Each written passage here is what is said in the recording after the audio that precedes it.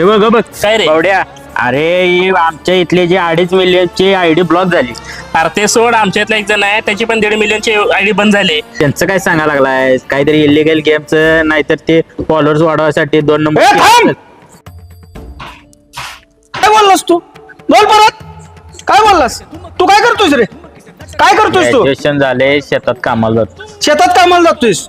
तुझं काय रे ऋषभ? रोज इथे येऊन बसतोयस, बापाच्या जीवावर ताईने चालले तुझे. रोज इथे येऊन बसतोयस आणि टेन्शन घेतोयस, माझी नोकरी करावं लागणार. तुला क्रिएटर म्हणजे काय वाटलं रे तुम्हा दोघांना? हा, रील करणारा म्हणजे काय वाटला? अरे त्याची आत्मा पूर्ण झोकून देतोय तो, ती रील बनवायला. त्यात स्वतःला पूर्ण ओतून घेतोय, जाळून घेतोय, तेव्हा तुमच्या जवळ ती रील पोचते. आज त्याची आयडी सस्पेक्ट झाली असेल, उद्या चालू सुद्धा होईल. त्याचं काय सांगून बसलाय तुम्ही?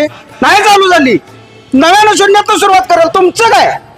तुम्ही बापाच्या जीवावर येऊन बसला इथं. आज ना उद्या नोकरी लागेल, हे शेतात कामाला जाईल, तू बापाच्या जवळ येऊन तो पैसा येतोय म्हणून टेन्शन घेऊन बसलाय. चालतंय ना तुझं घर? त्याचं घर कसं चालतं याचा विचार करा. एवढं सोपं नाही रे क्रिएटर किंवा एखादी रील बनवणं.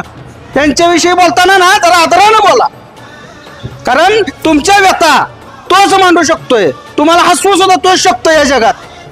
त्यामुळे तुम्ही ते बघताय आणि ते करताय आणि ते भोगताय.